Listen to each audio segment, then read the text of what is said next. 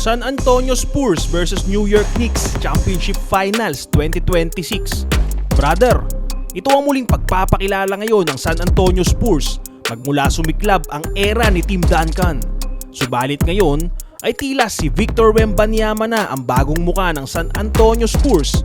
Ito ay sa kabila ng pagiging number 1 franchise player ngayon ng koponang ito. Well, sino nga ba itong si Wembanyama ngayon na nagpapakilalang alpha ng naturang team? Siya lang naman ang higanting sentro ngayon na napakahirap pigilan sa buong liga. Biruin mo, paano nga ba tatapatan ang ganitong kalaking player na kayang magdala ng bola, malakas sa opensa at mahirap lampasan pagdating sa depensa? Ayon sa iilang analyst, ay mahina ang mentalidad ng player na ito.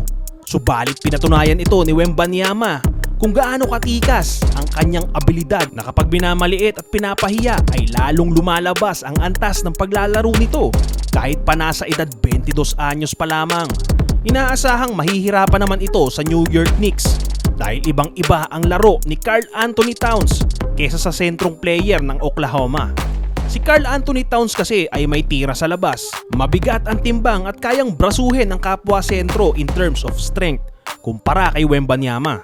Ngayon, ang tanong ng marami, sino nga ba ang mas malakas na koponan sa dalawa? San Antonio Spurs versus New York Knicks ngayong taon.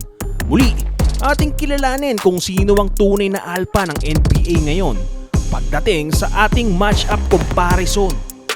Spurs versus New York Knicks, ito ang laro na makikita natin ng rivalry ni Wembanyama kontra sa sentro na si Karl Anthony Towns. Pero ang tanong, gaano ba kalakas itong si Wembanyama in terms of offense, no? And defense. So masdan natin dito yung laro ni Wembanyama. Tinitirahan siya doon ni Karl Anthony Towns, mga brother. Ito, Clarkson, bang! Isa yan sa mga lason, no? Na magpapakitang gilas sa koponan ng Knicks. Uy, yung mga matitinding galaw sa Spurs pero hindi umubra. Ayan, no? Wembanyama, power rebound and a shot, bang! Iba talaga ang laro dito ni Wembanyama. Victor Wembanyama, madali lang yung communication sa kakampi, brother. At ang kagandahan dito, mga bata-bata talaga yung mga kakampi niya, no? Alam nyo, ang na-realize ko sa laro ni Wembanyama, siya ho talaga ang mukha ng San Antonio Spurs, no? Kung dati merong Tim Duncan, ngayon may Wembanyama na almost the same in terms of age and prospect po. Dati yan si Tim Duncan, and then napatunayan niya na may ibubuga talaga siya in terms of finals. Ngayon naman, turn na ni Wembanyama. So ang big match up natin dito si Karl Anthony Towns at Victor Wembanyama. Ayan, no? Kasi ito yung mga ginagawa cycle no kanyang mga kakampi. Bagamat malaking advantage yung tangkad ni Wembanyama, pero mukhang mahihirapan po si Wembanyama. Tulad no, no? Sa katawan nitong si Karl Anthony Towns. Pero masusukat naman din yung IQ sa loob ng court nitong si Wembanyama. Dahil nga kung kaya niyang patalsikin si Kat or Karl Anthony Towns sa loob ng court dahil sa magaling magpanggap si Wembanyama o mag-flop, no? Na kunyari nasaktan ng matindi. Yan po ang sikreto pag maganda ang IQ mo sa loob ng court. Kaya mong patalsikin kung sino mang big man ang nariyan sa harapan mo. Kasi ang basketball, hindi lang yung puro physicalities. Pag mahina kokote mo sa loob ng court, nako, kahit gaano ka kalakas, kaya-kaya kang gawa ng paraan ng merong IQ sa loob ng court. So dyan po, nasusukat yung experience sa loob ng court. So ang kagandahan lang dito kay Wembanyama, bagamat meron ng nabibuild up na IQ sa kanya, meron pa siyang physicalities na tangkad, di ba? Haba ng galamay. Siguro doon lang siya medyo nalulugi sa bigat, no?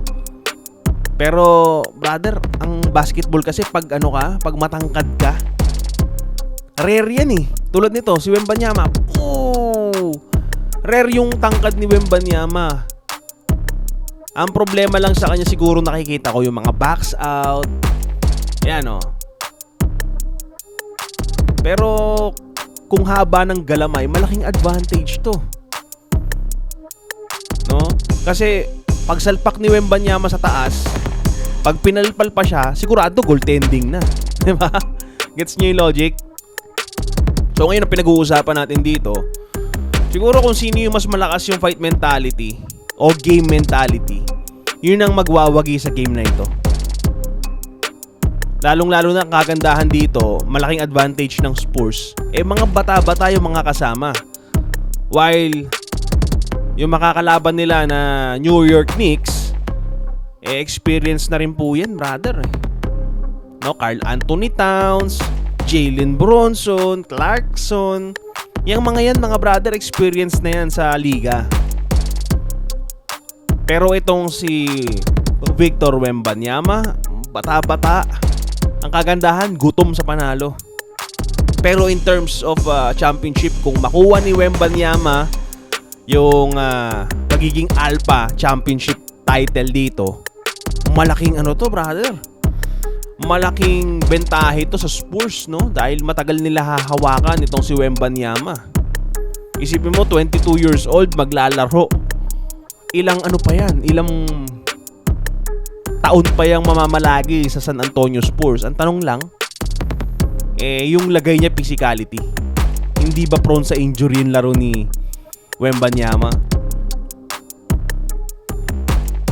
Tingin ko hindi naman ganun ka prone kasi hindi naman siya sobrang pwersadong no? Kailangan niya lang ng magandang space, magandang pasa. Huwag lang siyang talagang sasaktan tulad ng ginagawa nila Green, no? Draymond Green. May mga ganun kasing galaw, brother, na pag nakakita kang malakas, kumbaga kada sugod mo bibigyan-bigyan ka eh. So ang tendency sa mga next mong atake sa loob ng court, yung sa susunod na slash mo sa loob ng ring, mahihirapan ka kasi nabubugbog ka kada punta mo sa loob ng court eh. Yun po ang sikreto ng mga big man na hindi kalakihan. No? Yun ang meron si Karl Anthony Towns. Kaya niyang mambugbog sa loob ng court, no? While Victor Wembanyama playing safe. Flexible naman din kasi yung haba ng galamay, yung tangkad, di ba? Kayang mag-swing sa loob ng court, no? Yan po ang posible rin magpahirap. Etong si Jalen Bronson. Kasi itong si Jalen Bronson, sasabayan mo ng Jordan Clarkson. Kumbaga, ang kulit niyan sa loob ng court. Kayang mag-isolation play. Tapos, kayang mag-drop pass kay Karl Anthony Towns. Ito kasing Karl Anthony Towns, brother, matigas po ang pangangatawan niyan. May tira sa labas, may depensa. Tulad niya, no? Ibig sabihin, yan yung mga key player na nakikita natin dito. Jordan Clarkson, Karl Anthony Towns, and Jalen Bronson, no? So, ang kagandahan lang po dito sa New York Knicks, matindi po ang depensa ng team na yan. Hindi lang po opensa ang kayang ipakita, kundi depensa. While sa Spurs naman ang advantage, madali sa kanila ang opensa kasi mga bata lahat ng mga player, halos. Tapos bigay mo lang kay Victor Wembanyama, di ba? Isa lang sa mga nakikita ko dito, pagka napunde si Wembanyama, malaking hudyat yun sa Spurs. For example, na-check si Wembanyama sa loob ng court, tendency mag-choke lahat ng mga player, no? While kung sakasakali naman dito sa New York Knicks, kung mag-choke naman si Karl Anthony Towns bilang katunggali ni Wembanyama, meron pang Jalen Bronson, no? Ang sinasabi ko dito, brother, yung tinatawag nating franchise player, no? Pag nawala yung main man mo, sino ang papalit bilang second main man? Yun ang tinatalakay natin dito, no? So ngayon, brother, tanong ko sa iyo, sino sa tingin mo ang magwawagi sa finals?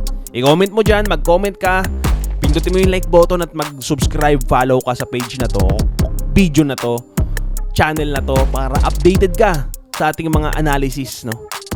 Dahil iba ang ginagawa ngayon ng mga upcoming prospect or new face ng basketball. Kung kanino ka dito, Wembanyama o Karl Anthony Towns?